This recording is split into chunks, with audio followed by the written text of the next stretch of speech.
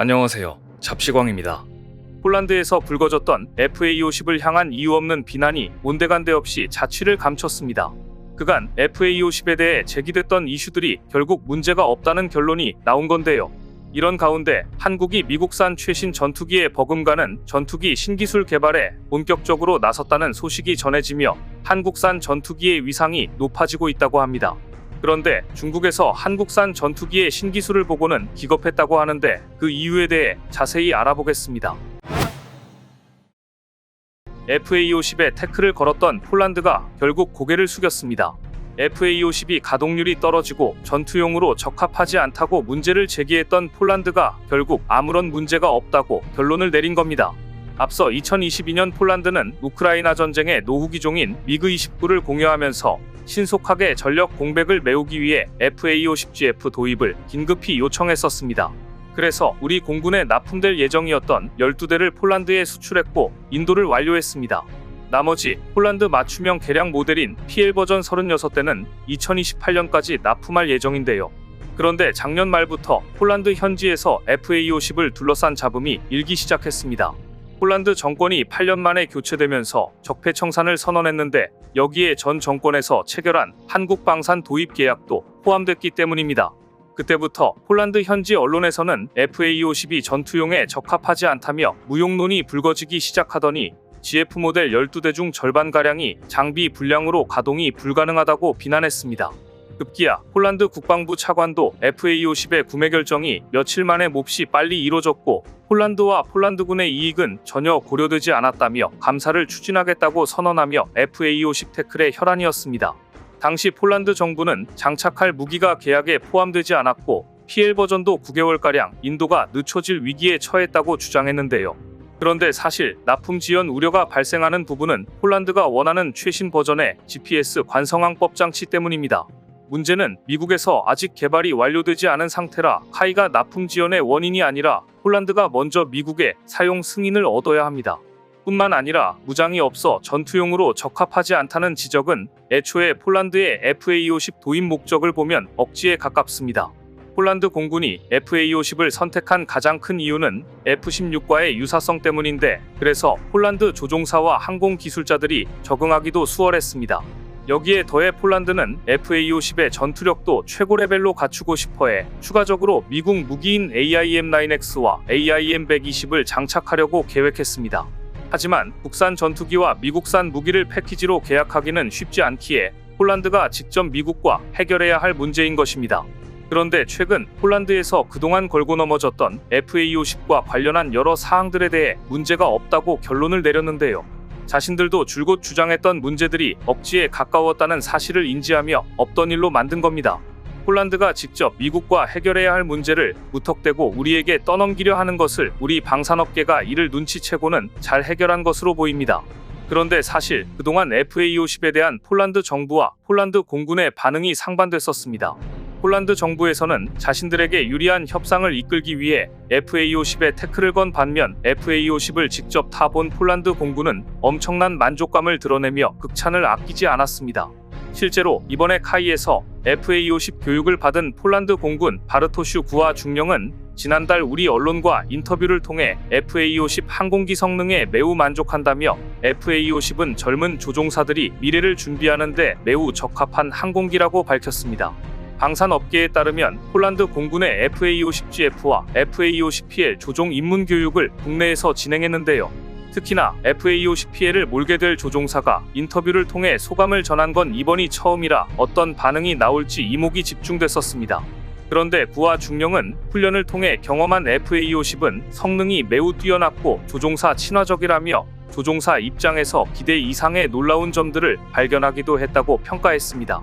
그는 심각한 오작동 없이 많은 전투 시간을 수행했고 비행 성능은 해당 등급의 항공기에 적합하지만 많은 조종사들이 특히 FA50의 민첩함에 놀라곤 했다며 항공기 조작이 용이해 젊은 조종사들이 향후 F-16이나 F-35 등 다른 항공기를 운용하는 데 적합한 능력이나 습관을 배양하기 매우 훌륭한 항공기라고 극찬했습니다. 구하 중령은 카이가 내년부터 2028년까지 폴란드에 인도할 FA50PL을 몰게 될 조종사로 지난 6개월간 한국과 폴란드를 오가며 공군과 카이 등에서 비행 교육을 받았습니다. 그런 그가 FA-50에 대해 극찬을 아끼지 않자 전 세계 방산 업계에서는 역시나 폴란드 정부가 태클을 걸었던 것이라며 FA-50에 대한 의구심을 완전히 지워버렸습니다. 구와 중령은 FA-50GF는 폴란드 공군에 매우 중요하다며 FA-50 교육 프로그램을 토대로 앞으로 F-16과 F-35 훈련을 가속화할 수 있기를 바란다고 덧붙였습니다. 특히나 그는 교육 과정에서 기대한 것보다 훨씬 환대받았고 우리 팀 훈련에 이렇게 따뜻하게 마음을 열고 접근할 줄 몰랐다며 깊은 인상을 받았다고 소감을 드러내기도 했습니다.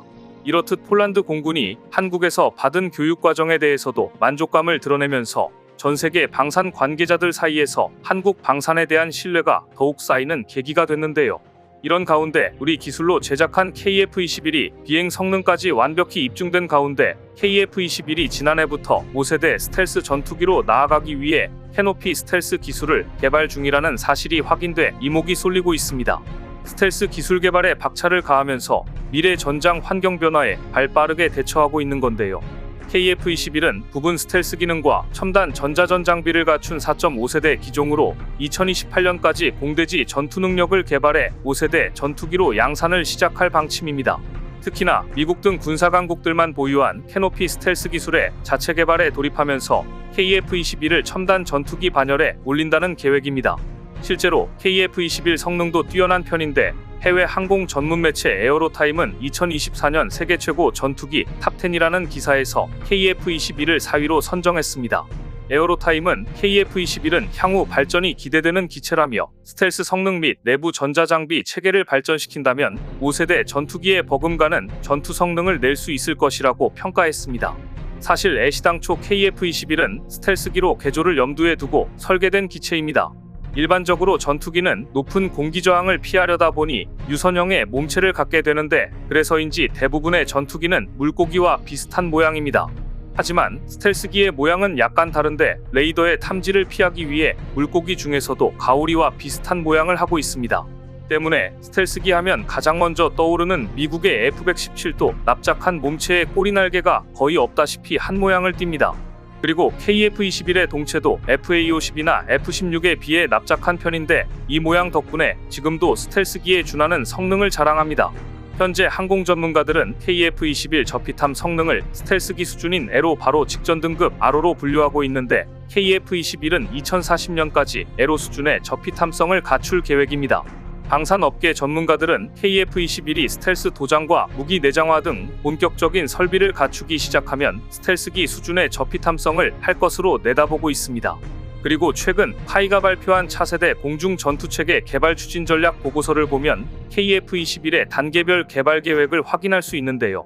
최초 양산 단계인 지금은 1단계에 해당해 공대공 무장과 기초적 저피탐 성능을 갖출 예정으로 2단계에는 공대지 무장이 탑재, 3단계에는 스텔스 기능과 유무인 전투 비행 체계를 갖추게 됩니다. 멈티는 조종사가 탑승한 전투기와 AI가 조종하는 무인기가 한 팀을 이루는 임무 수행 체계로 유사시에는 전투기에 탑재된 무인기가 함께 임무를 수행합니다. 여기에 더해 최근 국가연이 KF-21의 방어력을 높이기 위해 적외선 방해 시스템 장착 시험을 진행하고 있다는 소식이 알려지면서 KF-21의 성능 향상에 기대가 커지고 있습니다.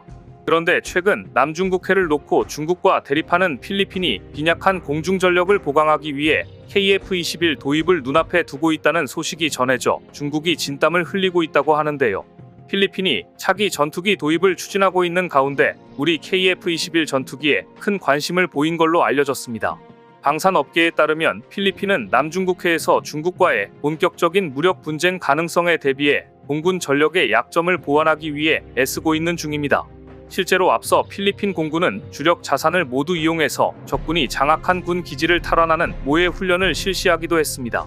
여기에 더해 지난 8월 필리핀 국방부 장관은 고성능 전투기 40대를 도입하는 등 국방력 현대화를 위해 앞으로 최소한 약 46조 원을 지출할 계획이라고 밝히면서 중국에서도 예의주시하고 있는 상황입니다.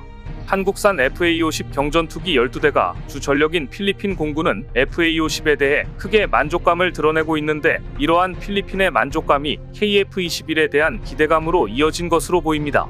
실제로 필리핀 군 당국은 지난 7월 말 KF-21을 도입 대상으로 검토한다는 의미의 정보 제공 요청서를 카이에 보내며 어필했습니다. 게다가 얼마 전엔 필리핀 마닐라에서 열린 국제 방산전시회에서 필리핀 국방부 차관이 성능과 가격에서 경쟁력을 갖춘 KF-21을 주목하고 있다고 밝히면서 도입이 사실상 확정됐음을 보여줬습니다. 그런데 이 소식을 들은 중국은 기겁하며 신기술을 도입하고 있는 KF-21에 대해 크게 긴장하고 있는 중인데요. 실제로 중국 언론들은 필리핀의 KF-21을 향한 관심에 날선 반응을 보이며 이대로 가다가는 필리핀이 진짜로 KF-21을 도입할 것이라며 중국 정부를 향해 경고의 메시지를 보내고 있는 상황입니다. 특히나 KF-21의 개발 속도에 놀라움을 금치 못하며 중국산 스텔스기 전투기의 성능 개량에 더욱더 박차를 가해야 한다고 열을 내고 있다고 하는데요. 이렇듯 중국이 크게 기장하고 있는 가운데 나날이 업그레이드되고 있는 KF-21 덕분에 조만간 대한민국은 차세대 전투기 수출국 반열에 오르게 될 것 같습니다. 오늘 준비한 소식은 여기까지입니다. 댓글을 통한 여러분들의 많은 의견 기다리겠습니다. 시청해주셔서 감사합니다.